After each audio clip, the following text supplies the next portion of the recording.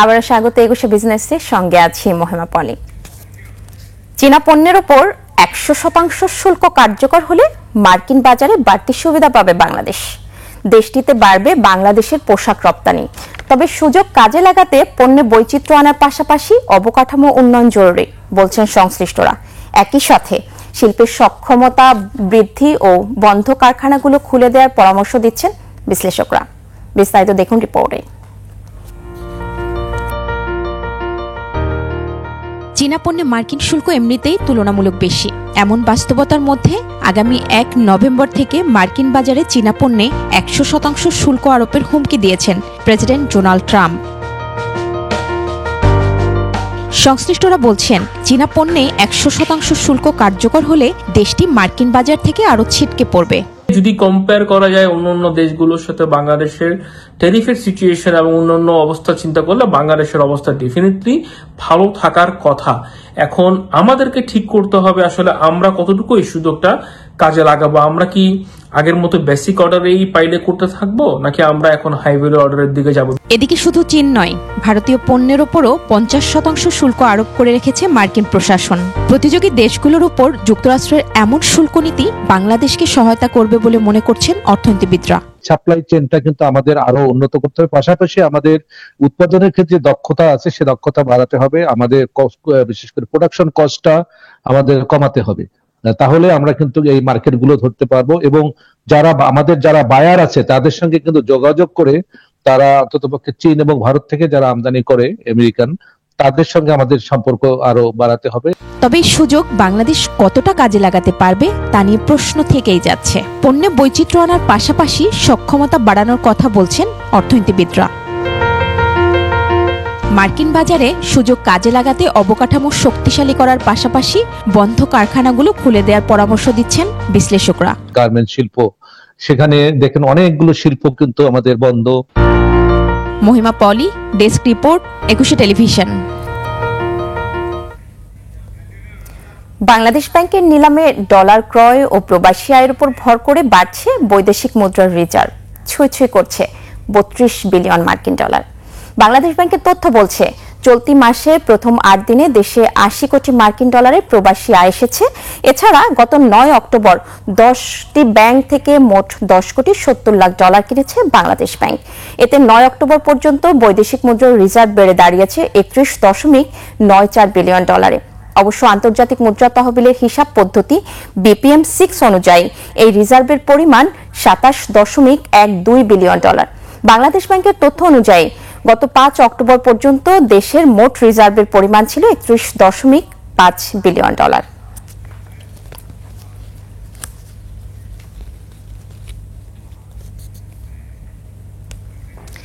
সমুদ্র মোহনায় ভাসমান সুপার শপ।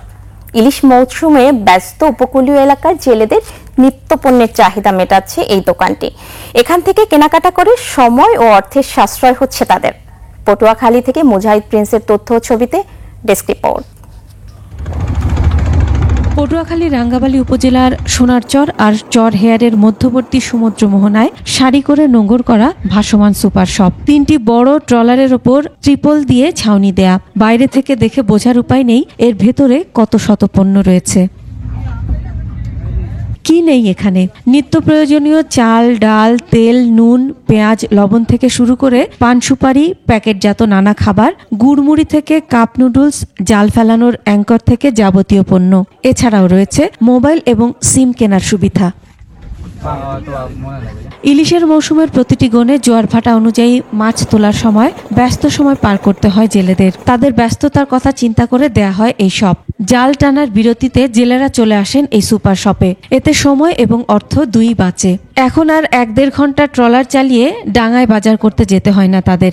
বাজারে আপনার যাইতে হইলে হিন্দিয়া তেল করে একটা বোট যাইতে নরমাল 5 লিটার তেল আপ ডাউনে খরচা আছে। এখানে কেরোসিন তেল, চাল, ডাল, আলু সবই পাওয়া যায়। জায়গায় চারমুল কিনতে এখানে দোকানটা আছে, খুব ভালো লাগছে আমাকে। বেচা কেনা ভালো হয় সন্তোষ প্রকাশ করেন বিক্রেতা। এখানে থাকার উদ্দেশ্য হলো জেলে জেলে কোনো নাই, সমস্যা নাই।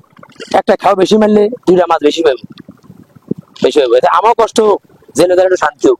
সমুদ্রগামী জেলেদের কাছে সমুদ্রের এই সুপার শপই এখন নিত্যদিনের ঠিকানা। মাসুমা লিসা, ডেস্ক রিপোর্ট, একুশে টেলিভিশন।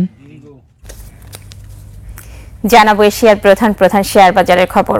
সূচকের নিম্নমুখী প্রবণতা দেখা যাচ্ছে এশিয়ার বেশিরভাগ পুঁজিবাজারে। জাপানি শেয়ার বাজার নিকি সূচক 491 পয়েন্ট কমে দাঁড়িয়েছে 48,088 পয়েন্টে। কমেছে হংকং এর শেয়ার বাজার হ্যাংসেং এর সূচক 462 পয়েন্ট কমে অবস্থান করছে 26,290 পয়েন্টে। কমেছে সিঙ্গাপুর এসটিআই এর সূচক, এটি 13 পয়েন্ট কমে অবস্থান করছে 4,427 পয়েন্টে। চীনের শেয়ার বাজার সাংহাই কম্পোজিট ইন্ডেক্স অবস্থান করছে 3,897 পয়েন্টে, যা আগের দিনের চেয়ে 36 পয়েন্ট কম। বোম্বের সেন্সেক্স 30 ইন্ডেক্সকে দেখা যাচ্ছে ঊর্ধ্বমুখী প্রবণতায়। সেন্সেক্সের সূচক 328 পয়েন্ট বেড়ে অবস্থান করছে 82,500 পয়েন্টে। কমেছে থাইল্যান্ডের থাই স্টক এক্সচেঞ্জের সূচক, এটি 27 পয়েন্ট কমে অবস্থান করছে 1,286 পয়েন্টে। এখন জানিয়ে দিচ্ছি আন্তর্জাতিক বাজারে জ্বালানি তেলের মূল্য পরিস্থিতি। বিশ্ব বাজারে জ্বালানি তেলের দাম কমেছে। ডিসেম্বর 2025 সরবরাহ চুক্তিতে ক্রুড অয়েল ব্রেন্ট ব্যারেল প্রতি বিক্রি হচ্ছে $62.73, যা আগের দিনের চেয়ে প্রতি ব্যারেলে $2.49 কম। এবার জানাবো আন্তর্জাতিক বাজারে সোনা ও রূপার দাম। আন্তর্জাতিক বাজারে বেড়েছে স্বর্ণের দাম।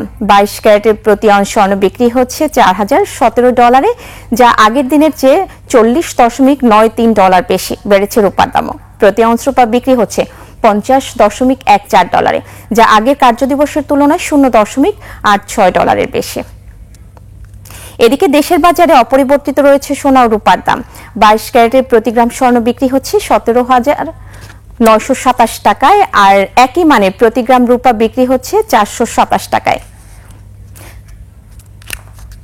আন্তর্জাতিক বাজারে গম, তুলা, চিনি ও সয়াবিন তেলের বাজার দর। বিশ্ববাজারে কমেছে গমের দাম।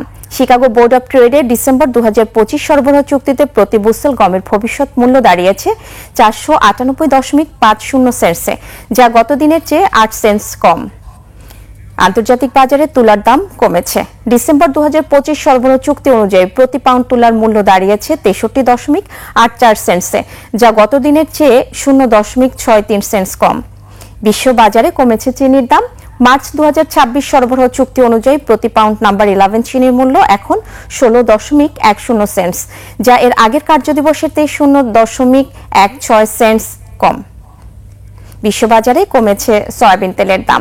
ডিসেম্বর 2025 সরবরাহ চুক্তি অনুযায়ী প্রতি পাউন্ড সয়াবিন তেলের মূল্য এখন 49.97 সেন্টসে, যা এর আগের কার্যদিবসের চেয়ে 0.97 সেন্টস কম।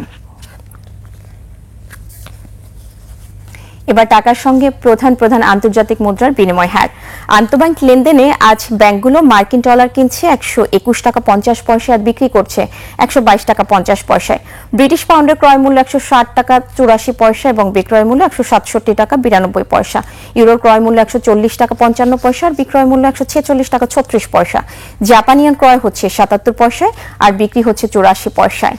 এদিকে ব্যাংকগুলো কানাডিয়ান ডলার কিনছে 86 টাকা 31 পয়সায়, বিক্রি করছে 89 টাকা 31 পয়সা। ভারতের রুপির ক্রয় মূল্য 1 টাকা 29 পয়সা আর বিক্রয় মূল্য 1 টাকা 46 পয়সা। সৌদি রিয়ালের ক্রয় মূল্য 32 টাকা 29 পয়সা এবং বিক্রয় মূল্য 33 টাকা 5 পয়সা।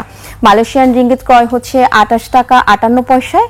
আন্তঃব্যাংকে বিক্রি হচ্ছে 29 টাকা 48 পয়সায়।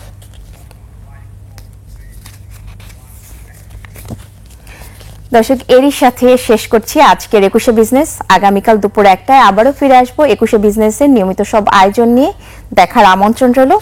21শে সঙ্গেই থাকুন।